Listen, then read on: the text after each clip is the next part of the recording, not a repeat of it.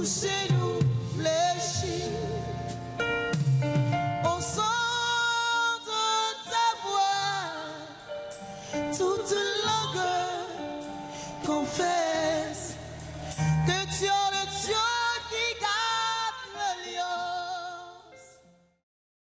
On avait entamé dimanche dernier un enseignement dont le thème est le suivant. Comment entreprendre et être béni. Donc, comment entreprendre et être béni. Beaucoup entreprennent. Certains sont bénis, prospèrent, d'autres n'arrivent pas à prospérer. Or, dans la parole de Dieu, le Seigneur a mis les secrets pour l'entrepreneuriat.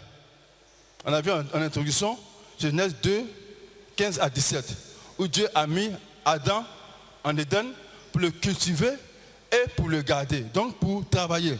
On a vu en grand 1, ce que nous pouvons entreprendre. On a dit une activité que la Bible ne condamne pas.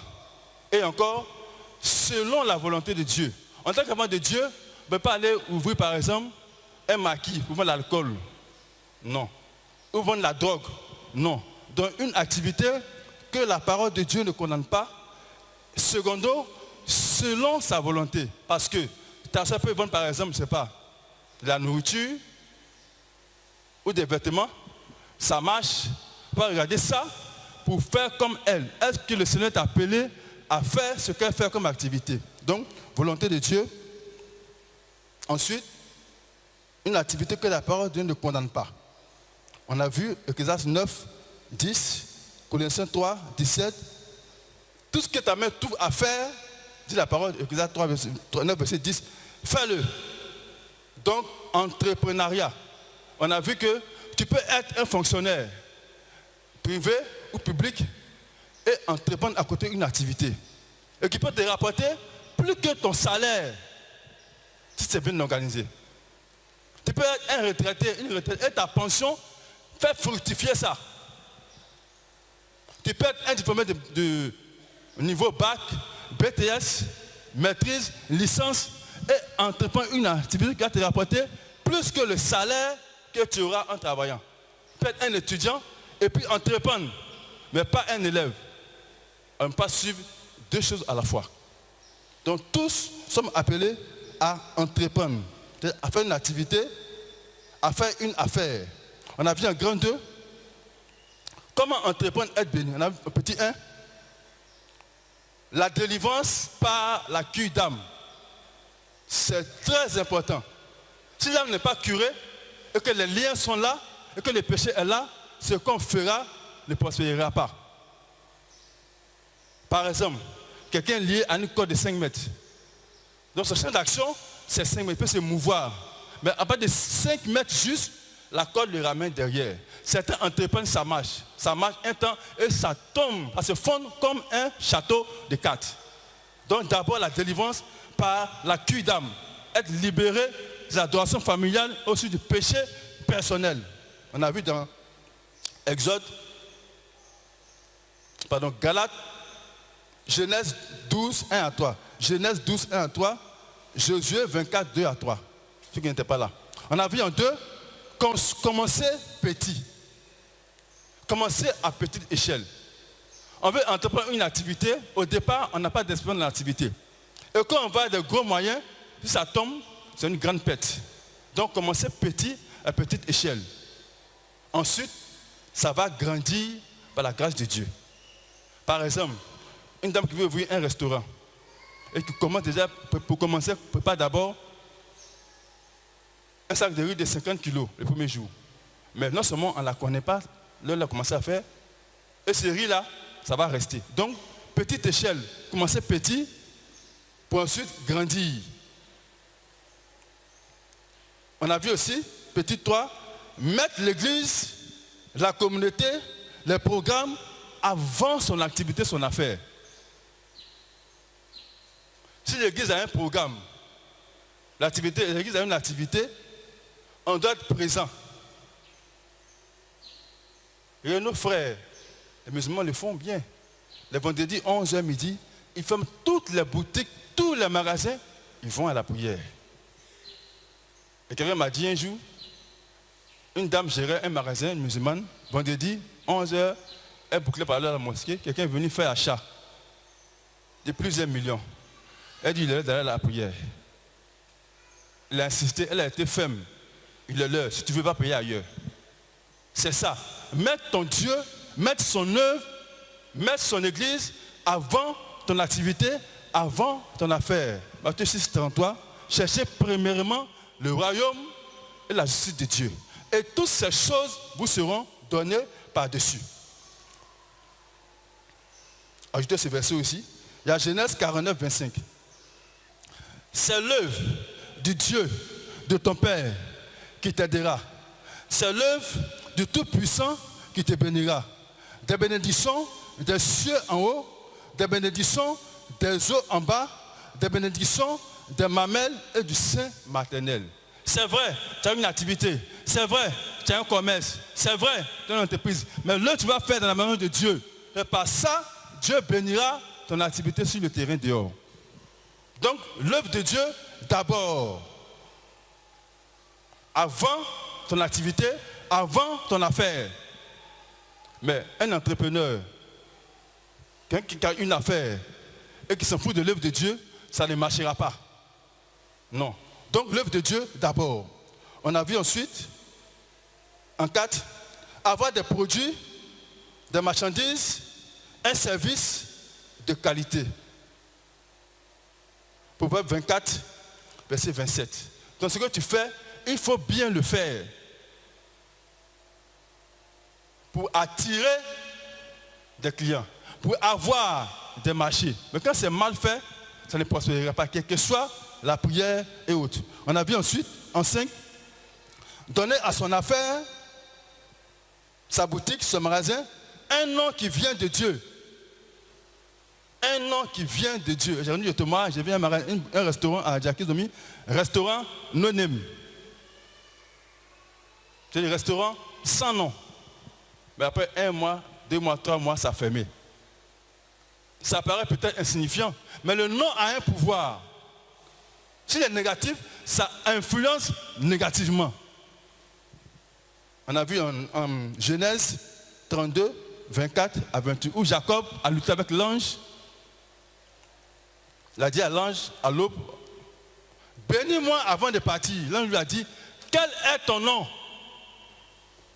Il n'a pas dit, que veux-tu comme bénédiction? Quel est ton nom? Parce que ton nom peut bloquer ta bénédiction. Ton nom peut bloquer ta vie. Il dit Jacob, tu veux dire quoi? Voleur, usurpateur. Là, on lui dit, ne seras plus appelé Jacob, tu seras appelé quoi? Israël. Car tu as lutté avec Dieu et les hommes et tu as été vainqueur. Israël veut dire vainqueur. Pas aujourd'hui, Israël, en guerre contre les pays arabes, mais ils vont les battre. Mais Israël veut dire vainqueur. Donc le nom de ton activité peut t'empêcher de prospérer. Il faut un nom qui vient de Dieu. J'ai rendu le témoignage, avant la guerre de 2010, il y avait un homme d'affaires ici, dans le domaine des cantines scolaires.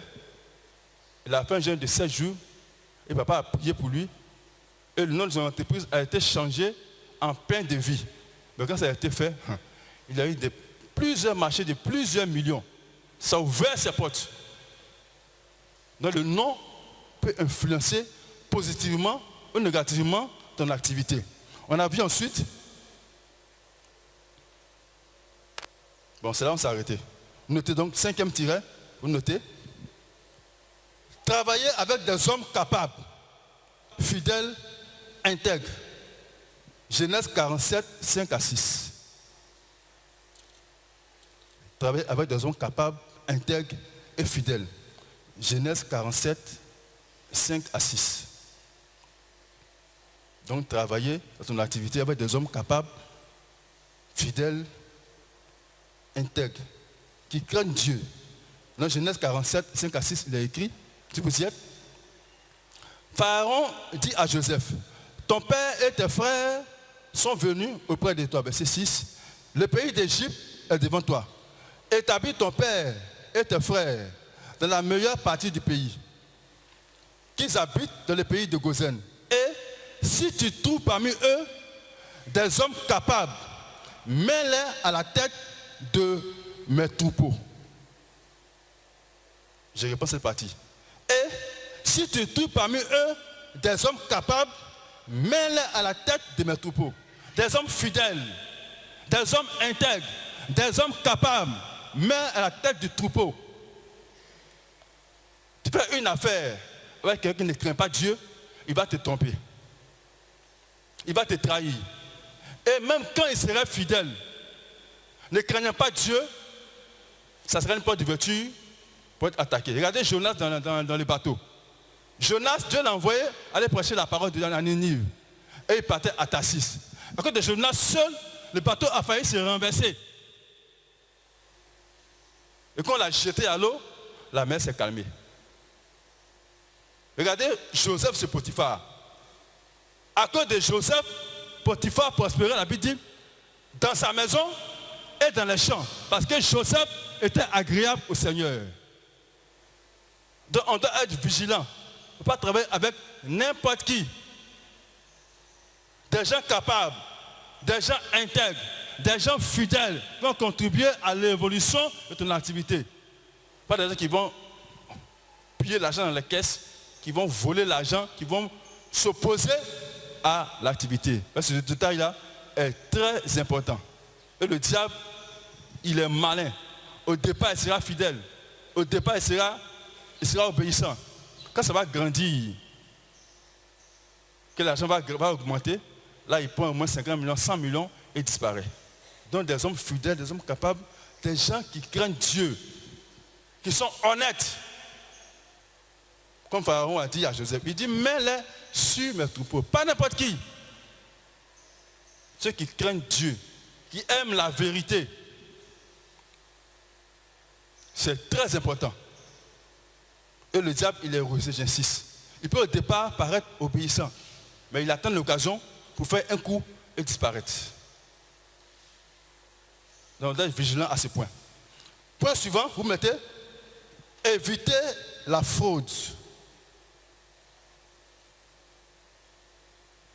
Éviter la fraude. Qui parle de fraude, parle de tromperie. Quand tu fais une activité, il faut la faire avec la crainte du Seigneur. Il faut éviter la fraude, éviter de tromper les gens, éviter de trahir les gens. Et prends le cas des réparateurs, par exemple, réparateurs de télévision et autres. Tu amènes ta télévision à la réparation, il y a une panne, un appareil qui est en panne. Ils le font souvent. Ils démontent et ils changent les pièces de ton appareil. Ils prennent les bonnes pièces là, ils mettent d'autres pièces en panne dedans, et ces pièces là, ils vont les vendre à d'autres personnes. Ça, c'est la fraude. Donc, éviter la fraude dans les affaires. Il faut le faire dans la crainte de Dieu. On va lire 1 Thessaloniciens 4, versets 3 à 6. 1 Thessaloniciens 4, versets 3 à 6. Donc, éviter la fraude, éviter la tromperie, éviter la tricherie. Il faut le faire avec la crainte du Seigneur. 1 Thessaloniciens 4, versets 3 à 6. Si vous y êtes, il est écrit.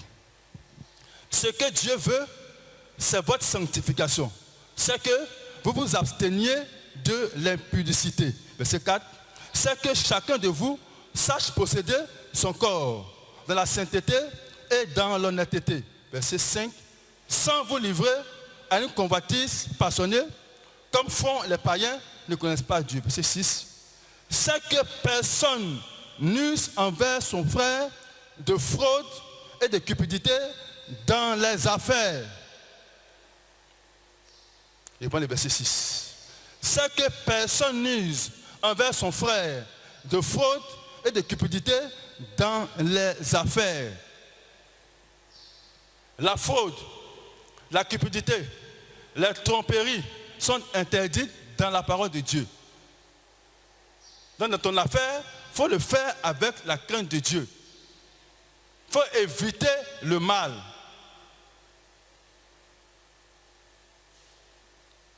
Souvent, on est prêché de s'enrichir, on le voit en bas.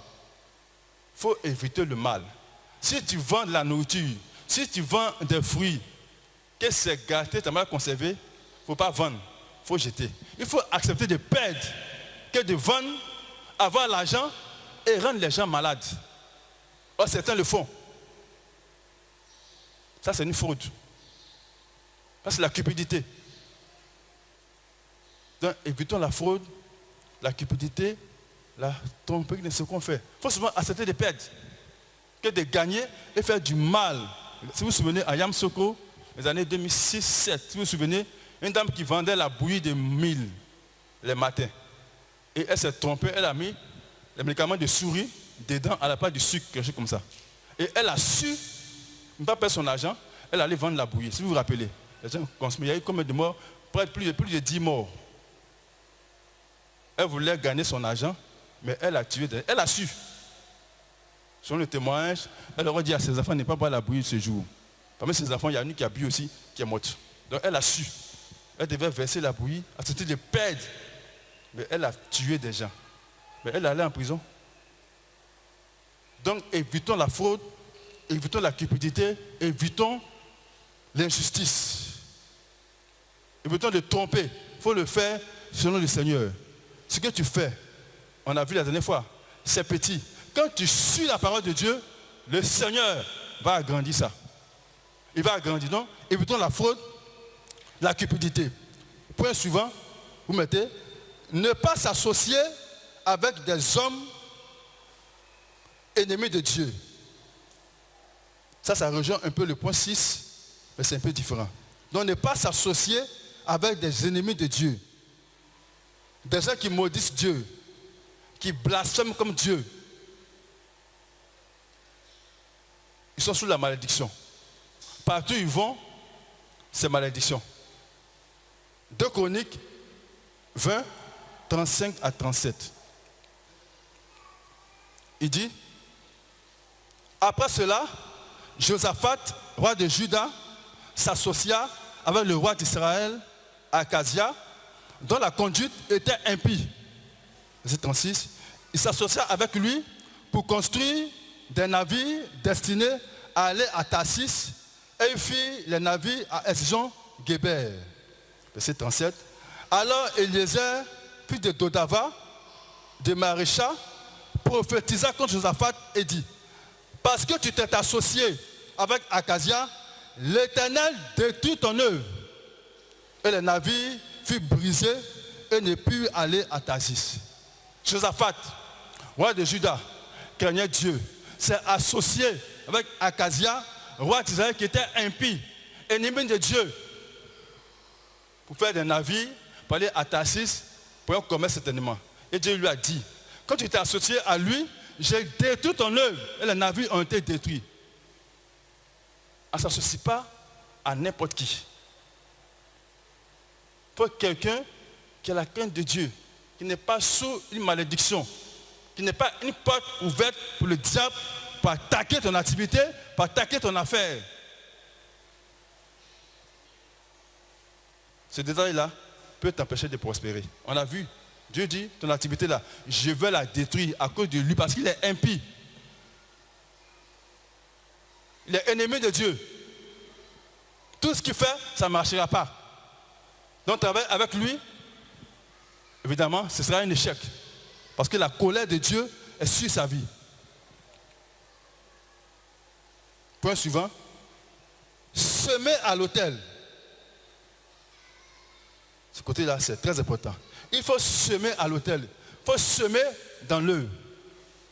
Il faut semer dans l'œuvre. Ceux qui sont anglophones, ils le font bien. Ils font une affaire. Mais par exemple, le témoin, il était au Nigeria, si vous vous rappelez. Il a conçu un temple plus grand que ce qu'ils ont. Ils ont demandé qu'il va venir donner milliards. Et des gens se sont arrêtés pour donner des milliards pour construire la maison. C'est des hommes d'affaires. Mais ils savent ce qu'est-ce que la semence. Ils savent. Donc il faut semer à l'autel. Il faut donner pour l'œuvre de Dieu. Et Dieu voyant ça, ce que tu fais là, il va bénir. Il va bénir. Dans la semence, il y a la dîme. Malachie 3, 7 à 11. Un homme d'affaires, quelqu'un qui a son activité, qui ne paye pas la dîme, ça va tomber. Dans Malachie, on a vu, il y a 7 promesses que Dieu attache ceux qui paient la dîme. Il dit, il menacera le dévoreur. Mais tu fais une activité, tu ne fais pas de la dîme, ça va tomber. Au départ, la dîme est petite. Il faut donner. Dieu regarde ta fidélité. Donc il faut semer à l'autel. On a reçu les semences, l'enseignement. La dîme, il faut la faire fidèlement. Tu as commencé. Petit bénéfice, enlève la dîme, il faut envoyer à l'autel. C'est par ça que le Seigneur va agrandir ton affaire. Il va bénir ton activité par la dîme. Il faut le faire fidèlement. Pas payer la dîme de temps en temps. Non, il faut le faire fidèlement. Et même mieux, la dîme de la grâce. Après la dîme, on ne va pas tout voir, il y a les vœux. Somme 50, 14. Il est écrit, offre pour sacrifice à Dieu des actions de grâce et accomplis tes vœux envers le Très-Haut. Il faut faire des vœux au Seigneur. Puis débloque les marchés. Débloque des grands marchés. Pour que tu puisses prospérer. Après le vœu, il y a les prémices. Tu n'as pas enseigné les prémices. Quand tu as commencé, tu as un premier bénéfice là. Même si c'est 100 milliards, tu vas donner ça à Dieu.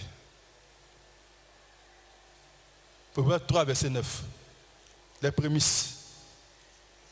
Le premier bénéfice là, c'est pour le Seigneur. Même dans l'œuvre de Dieu, on le fait. Quand l'œuvre commence, les premières semences là, on donne. Proverbe 3, verset 9. Il dit, honore l'Éternel avec tes biens et avec les prémices de tout ton revenu. Quand tu le fais, ton activité, là, Dieu met sa main dessus. Ça ne va pas tomber. Mais ça va grandir, ça va grandir, ça va grandir, ça va grandir. Donc, la dîme, les vœux, les prémices. C'est-à-dire, il faut semer pour que l'œuvre de Dieu puisse avancer. Regardez, en Genèse 26, 12 à 14, le cas d'Isaac qui était à Guérar. Genèse 26, 12 à 14. Il est écrit, Isaac sema dans ce pays et il recueillit cette année le centuple, car l'Éternel le bénit. Cet homme devint riche et alla s'enrichissant de plus en plus jusqu'à ce qu'il devint fort riche. Il avait des troupeaux de menu bétail et des troupeaux de gros bétail et un grand nombre de serviteurs. Aussi, les Philistins lui portèrent envie. Isaac était à Canaan. Il y a eu encore une autre famine. Il allait à Guérar chez les Philistins. Il est parti là-bas, il a semé à Guérar. Il a récolté au centuple. Quand on ne sème pas, on ne récolte pas. Il faut semer sur la bonne terre. Et semer à l'autel, l'œuvre de Dieu, c'est une terre qui est très fertile. Pas forcément des millions, mais Dieu veut la qualité. Donc, il faut semer à l'autel, il faut semer dans l'œuvre de Dieu. Donc, parler de la dîme, action de grâce, les vœux, les prémices. Il faut le faire, il faut être persévérant. Parce qu'il faut qu'on en parle. Tu as commencé une affaire. Parce que tu ne peux pas prospérer sur le champ. Ça peut prendre du temps. Mais il faut être persévérant, il faut être patient. Point suivant, ne pas être pressé de s'enrichir. Ne pas être pressé de s'enrichir. Proverbe 13, verset 11. Ne pas être pressé de s'enrichir. Pressé d'avoir beaucoup d'argent. Non, Dieu bénit petit à petit. Il est écrit, la richesse mal acquise diminue. Mais celui qui amasse peu à peu, il augmente. Donc, la richesse mal acquise diminue. Richesse acquise par les tromperies, par la tricherie, diminue. Il dit, mais celui qui amasse peu à peu, il augmente. Certains le font. Par exemple, ceux qui vendent les sacs, les vêtements et autres. Le sac peut coûter 5 000 francs.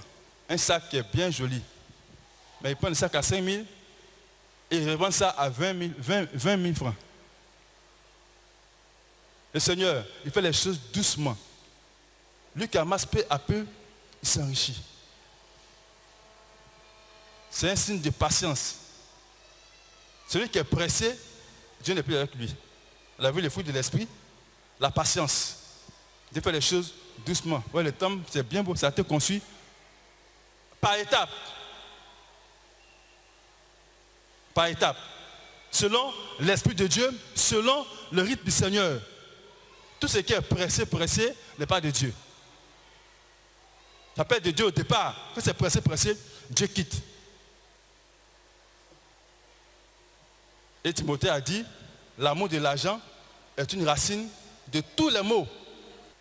1 Timothée 6, verset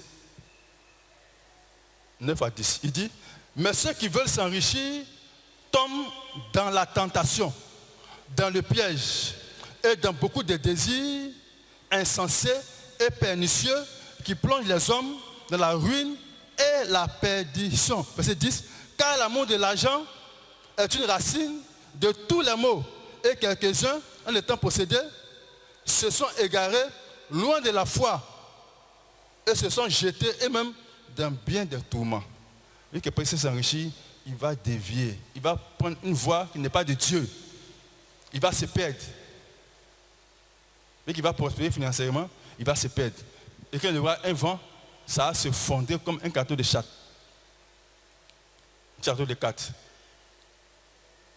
Certains le font aussi. Pour commencer une activité, ils prennent de l'argent sale. Genre aller escroquer, aller mentir, faire du mal pour avoir un fonds pour démarrer une activité. Cette activité-là ne prospérera pas. Mais le fondement est mauvais. Le fondement est mauvais. Il faut une source qui est pure. Donc, ne pas être pressé de s'enrichir. Il faut le faire doucement, doucement, doucement. Il faut le faire selon le rythme de Dieu. Il faut le faire. Il faut être patient. Il faut être persévérant. En conclusion, vous notez, Deutéronome 30, verset 9, Josué 1, verset 8. Il est écrit, Deutéronome 30, verset 9. L'Éternel, ton Dieu, te comblera de bien en faisant prospérer tout le travail de tes mains, le fruit de tes entrailles, le fruit de tes troupeaux et le fruit de ton sol. Car l'Éternel prendra de nouveaux plaisirs à ton bonheur, comme il prenait plaisir à celui de tes pères. Donc Dieu bénira le travail de tes mains.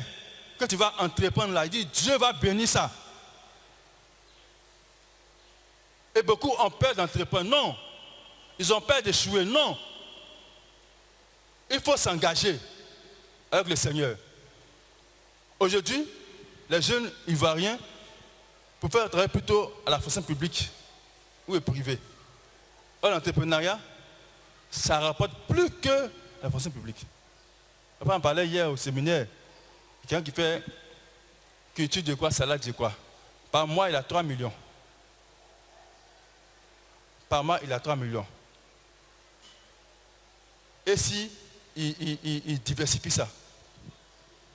Donc, on doit avoir en nous l'esprit d'entreprendre. Ne pas avoir peur d'échouer. On a vu, prier Dieu pour qu'il oriente dans quelle activité s'engager. En pas d'études de marché. Voir ce qui peut être fait. Ce qui peut rapporter. Faisabilité et rentabilité. Ce qui peut marcher. Et puis s'engager avec le Seigneur. Et sur ces principes-là, c'est la réussite. Josué 1, verset 8, il est écrit, que ce livre de la loi ne s'éloigne point de ta bouche, mais dites-le jour et nuit, pour agir fidèlement, selon tout ce qui y est écrit. Car c'est alors que tu auras du succès dans tes entreprises, c'est alors que tu réussiras. S'il n'y a pas la parole de Dieu, ça va tomber. Non seulement pour réussir, il y a deux voies. Soit avec Jésus, soit avec le diable. Le diable, c'est les rituels, un sacrifice humain. Donne des sang pour prospérer. Ça, c'est sur le sable. Ça va tomber et s'ils meurent, ils vont en enfer. Avec Christ, voici le chemin. La parole de Dieu, il dit la méditer, jour et nuit. et pour obéir à l'enseignement, pour réussir dans tout ce qu'il entreprend. On ne peut pas réussir à entreprendre de Dieu sans la parole de Dieu, sans l'enseignement. Je l'ai dit, il y a une dame qui a commencé commerce de dégâts, en Côte d'Ivoire ici, dans les années 2000, commerce de dégâts, avec 20 000. 20 000. À l'époque, son témoignage, elle parlait maintenant en centaines de millions. Elle livre d'abord au Mali, au Burkina et puis en Guinée. Parce que c'est bien fait. Donc commencer petit et bien fait selon Dieu, ça va grandir. Et un peu être fonctionnaire, comme je l'ai dit, et être entrepreneur. Travailler pour le gouvernement, avoir à côté une activité, une affaire qu'on va faire. Et quand ça va marcher, le gouvernement, on peut démissionner. Pour terminer, j'ai écouté en 2000, une radio internationale. Ce que j'ai entendu, il y avait un haut fonctionnaire du gouvernement américain. C'était au temps du président George Bush. Il était responsable pour toute l'Afrique, pas du gouvernement américain. Il était intermédiaire, un gouvernement américain et tous les pays d'Afrique. C'est un grand poste, avec un bon salaire. Je vous assure, il a démissionné. Pourquoi? Pour aller faire affaire. Quand il donne ça, j'ai un peu tiqué. Comment ce grand poste-là, il était bien payé. Démissionné pour aller faire quoi ses affaires? Mais en faisant affaire, il gagnera plus. Il faut que ton esprit s'ouvre et que tu cherches à faire une activité, à faire une affaire, selon Dieu. Bon, encore de voir dans la mentalité des francophones. Les francophones là, et ils ont, ce qui passe, Togo qui coule les habits là. Il peut gagner plus de 10 000 francs par jour. Il rentre dans une maison. Il coupe pendant des mamans, des papas, des mamans, les enfants, 500, il sort. Je dis que ça peut gagner plus de 10 000 francs par jour. Dans les mois, centaines de mille. Donc on ne doit rien négliger. Ce qui est petit là peut rapporter grand, plus que le salaire qu'on te donne où tu travailles. Donc tout le monde appelle entrepreneur, comme je l'ai dit tout à l'heure. Qu'il soit étudiant, diplômé, fonctionnaire, il faut chercher à faire quelque chose à côté. Et si c'est bien fait, là-bas tu peux démissionner, faire ton activité. Là tu es libre, pas de pression du patron. Et c'est à ça que Christ nous a appelés. J'en ai fini. Tu as demandé pardon au Seigneur. Tu as créé une activité. Souvent tu as mis ton activité avant Dieu. Ton activité avant la parole de Dieu. Parle à ton Dieu. Demande pardon à ton Dieu. La parole est sortie. Là où tu as mal marché, pendant la parole, tu t'es vu. Demande pardon à ton Dieu. En tout cas, tu es fidèle dans tes dîmes. Demande pardon à ton Dieu ce matin. Et il va le faire. Prions le Seigneur. Au son de ta voix, toute langue confesse que tu es le Dieu qui garde l'alliance. Il n'y a point d'autre que toi. Ton nom est Jésus-Christ. Ton nom est Elohim. Au son de ta voix, touchez-nous.